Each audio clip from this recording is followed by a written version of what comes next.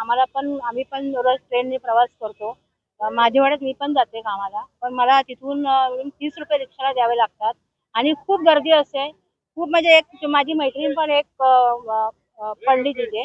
तर बस सुविधा केल्या ते खूप छान केल्या. आम्हाला पण बरं वाटलं. आमचा पण प्रवास सुखाचा आणि समृद्धीचा होईल अशी मग आणि त्या दादांना आम्ही हे करतो, शुभेच्छा देतो की या बस सेवा चालू केली त्याच्याबद्दल आम्ही खूप त्यांचे आभार मानतो की आम्हाला एक चांगला एक प्रवासाचा हे भेटला, आम्हाला साधन भेटलं. स्वामीनारायणची मानकरी बस सेवा आहे ती सुरू करण्यात आलेली आहे. नाही, डोंबिवली ते ठाणे अशी बस व्यवस्था सुरू माननीय प्रदेश अध्यक्ष रवींद्र चव्हाण साहेब यांच्या नेतृत्वाखाली आज झालेली आहे. या ठिकाणी आज आमचे जिल्हाध्यक्ष नंदू परब असतील, भारतीय जनता पार्टीचे सर्व नगरसेवक उपस्थित होते आणि डोंबिवलीकरांसाठी ही पर्वणीच आहे.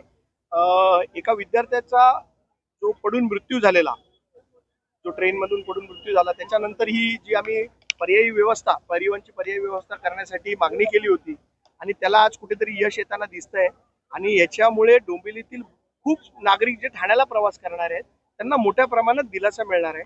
ही बस व्यवस्था कंटिन्यू चालली पाहिजे आणि हे जे समोर आपल्याला दिसतंय हे केडीएमटीचं आरक्षण आहे. लवकरच आम्ही हे आरक्षण डेव्हलप करून इथे चार्जिंग स्टेशन उभे करतोय, जेणेकरून इथे चार्जिंग स्टेशन उभे झाल्यानंतर आपण इलेक्ट्रिक बस आणि एसी बसेसची देखील सुविधा ठाण्याला जाणाऱ्या माझे जे नागरिक आहेत.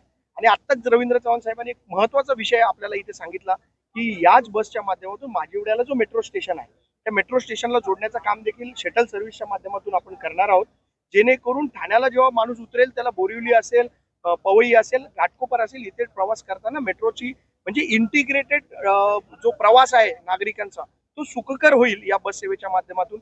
मला असं वाटतं ही भारतीय जनता पार्टीच्या माध्यमातून ही तर नांदी आहे आणि मोठं याच्यामधून काहीतरी सुरू होईल अशी आम्हाला सगळ्यांना अपेक्षा आहे. इथून 20 रुपये द्यायचे रिक्षाला, तिथून ट्रेनचं तिकीट काढायचं, 4 बऱ्या ढकलू ढकलू बाया खाली देतात. कधी दवाखान्याच्या निमित्तानं, कामाच्या निमित्तानं बाहेर पडतो. दादानी जी केलंय ती सगळ्यासाठी चांगलं केलंय आणि त्याच्यातून काय की ज्येष्ठ नागरिकला फ्री, लेडीजला अर्ध तिकीट, दादाला हार्दिक शुभेच्छा. असंच आयुष्य त्यांना लाभू द्या आणि ह्याच्या पुढं चांगली प्रगती होऊ द्या, हीच आमचं